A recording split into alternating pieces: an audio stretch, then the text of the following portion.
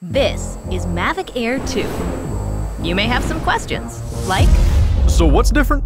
well, let's start with the larger sensor. There's a lot more pixels, 48 megapixels to be exact, which means you can do this.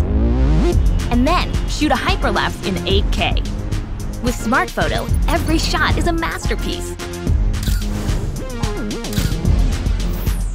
Yeah, but photos aren't really my thing.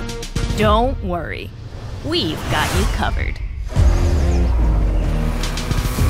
It also does 4K 60p video. You can also slow things down. Way-do.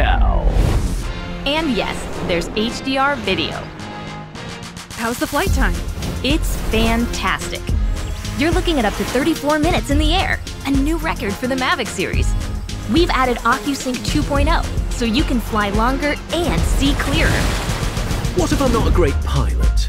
That's where Focus Track comes in, so you can fly like a pro. Or just press a button. Here's the best part: automatic obstacle avoidance. Okay, but what do I do with all these shots? Here's an idea. Use the DJI Fly app to edit and share your moments with just a tap. So, what's different?